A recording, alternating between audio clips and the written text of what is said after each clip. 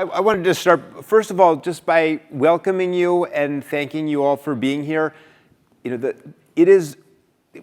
missed a bunch of years of reunions over the last couple of years, and it is so nice to have you all here in person and get you out on the campus. It really is just fantastic. I can't tell you how great it feels to have you all here.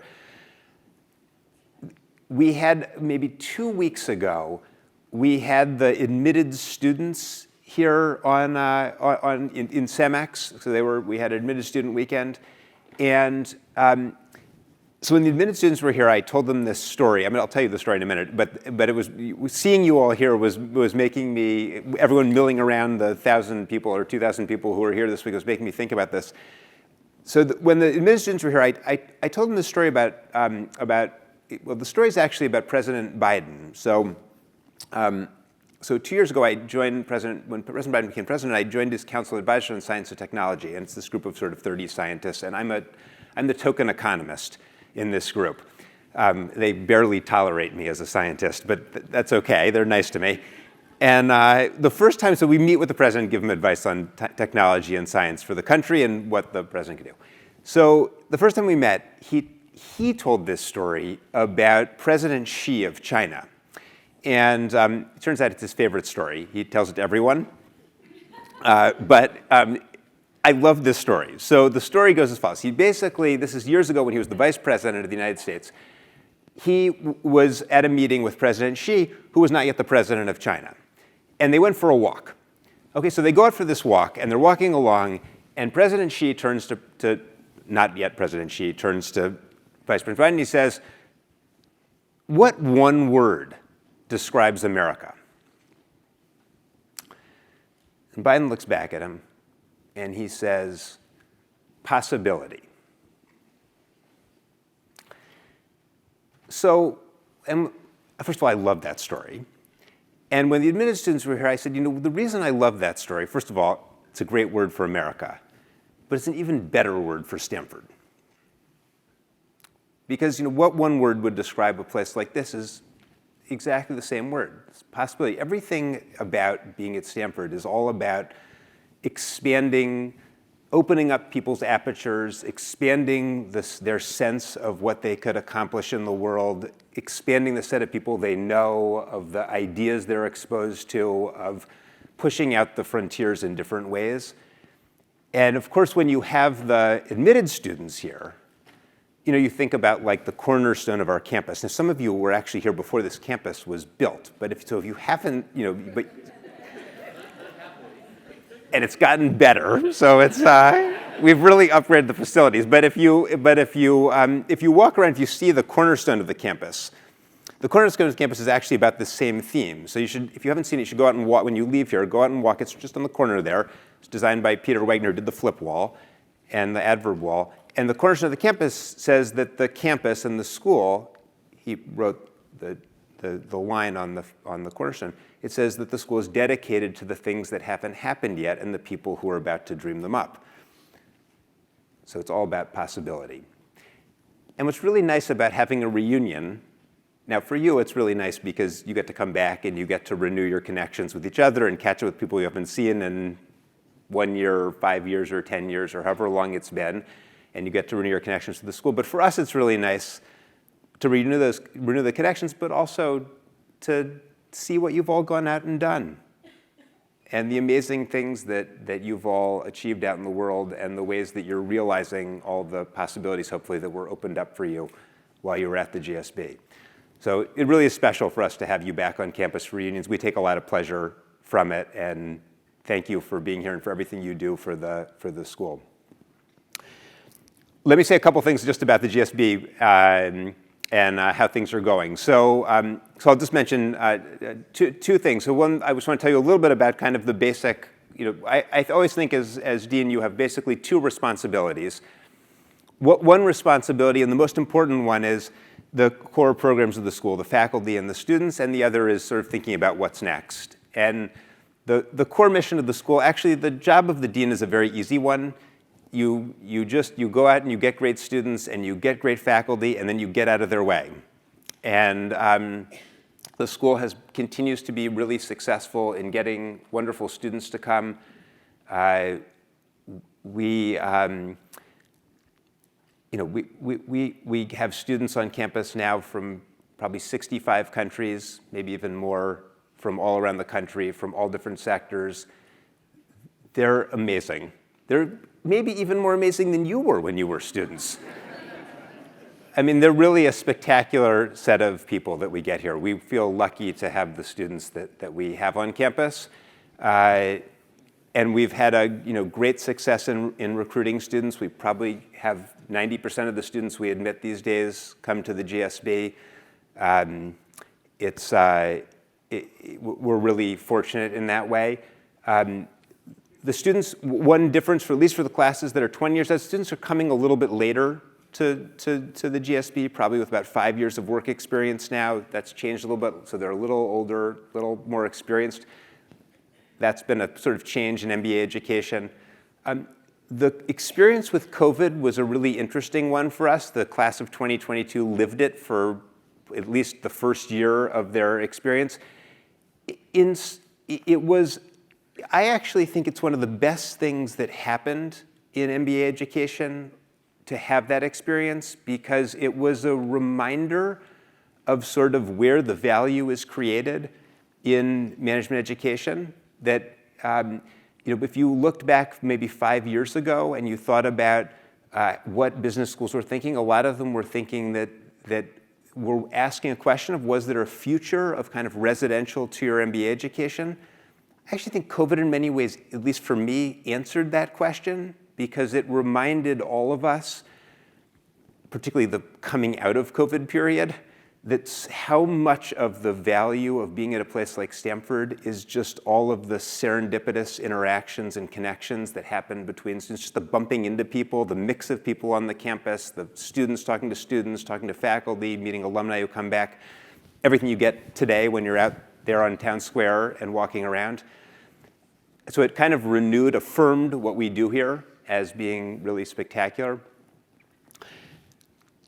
The school's actually having really also great success with faculty. We've been quite successful in hiring new faculty.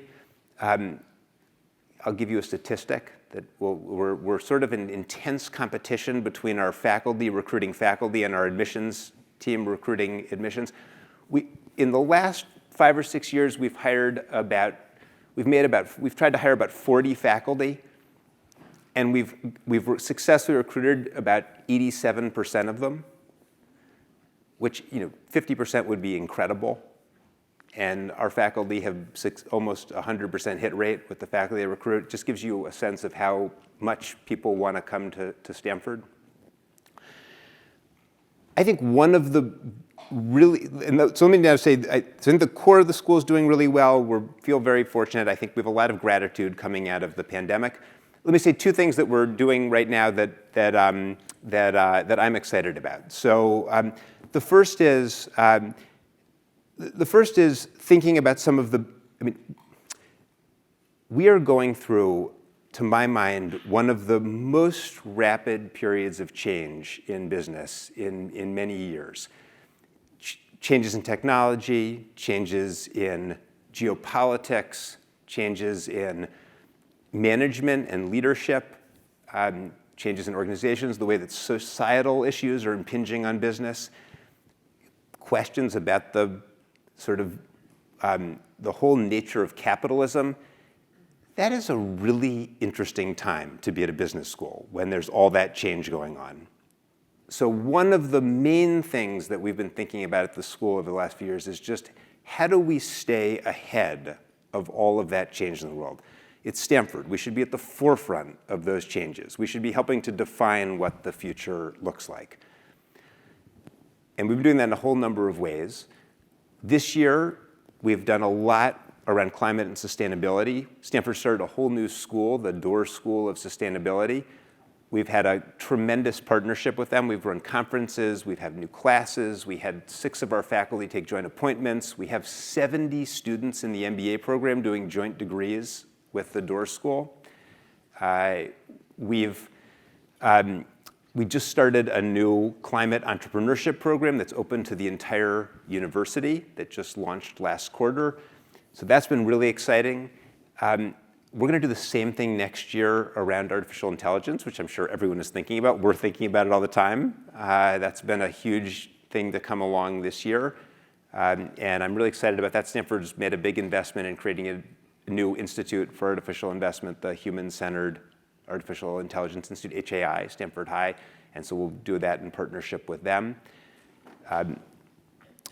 And we're trying to do all those things in a way that really brings out all of the talent and excitement and enthusiasm of the students, along with all of the great thinking of the faculty. And I'm super excited about all those initiatives. Mention one other thing that we're going to do next year that I'm also excited about, which is one of the great things that's happened at Stanford the last 20 years, and some of you were here 20 years ago, is the campus has become much more connected. You know, when I came to join the Stanford faculty, that was in 2000, so it was 23 years ago, and I was a student before that.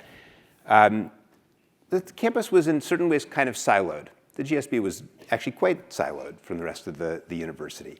And there's been a change over time. One of the great things that's happened at the university is the barriers between the schools have come down in a really wonderful way. Our students now 20% of our students now are doing joint degrees while they're here for the MBA program. And many of those are going out and taking classes all around the university. Next year, we're going to do an experiment where we try to reciprocate. We're going to offer about 8 classes for Stanford undergraduates, which will be quite an interesting thing. And we told the faculty when we were doing this that we wouldn't just design like an undergraduate business curriculum. It'd be kind of boring and not that exciting for them to teach, and we weren't sure it would add a lot of value to Stanford. But that what we thought would be exciting is if we just told them to teach anything they wanted to Stanford undergraduates, with a theme. And the theme would be that we wanted them to show undergraduates at Stanford, how do you take ideas into practice? We're pretty good at that at the business school. And maybe expose them to a little capitalism too. That would also be a good side thing as long as they were taking classes at the business school. And so we're going to do that next year. We've got about 8 classes that faculty have proposed, and we're going to run that as an experiment for 3 years and see how it goes and what that might turn into. And I think it'll be great. We won't mix the MBA and MSX students in with the undergraduates. I think we have one class that will do that, but we'll keep them separate. But we may have some of these new classes that get offered as one section for MBAs and one section for students from across the university. So hopefully some of that innovation is going to percolate back to the MBA program. So let me stop there because I want to make sure I have time to have this discussion with Jeff, and we'll do questions when we get to the end of we'll get into the discussion with Jeff. But just to reiterate how great it is to have you here. I was just before I came in here, I was in a meeting with an alum from Saudi Arabia. He's actually not a GSB alum. He's a Stanford engineering alum. And he came in to see me, and he said to me, he said, I should have gone to the business school. I really wish I'd gone to the business school. My brother went to the business school. And he said, you know what the best thing about the business school is? And I said, I don't know, tell me what the best thing about the business school is. And he said, the best thing about the business school is you have the best alumni. And I said, what do you mean we have the best alumni? And he said, you have the best alumni because I always am meeting these students who have applied to the GSB or they're coming on a global study trip, and they reach out to me, and they reach out to the other alumni. And he said the amazing thing with business school is every time they reach out to an alum, the alum picks up the phone and calls them back, or sends an email exchange. He said other places are not like that. That is an amazing thing about the GSB. So thank you all for doing that. For distinguishing us in that way. That's a great thing.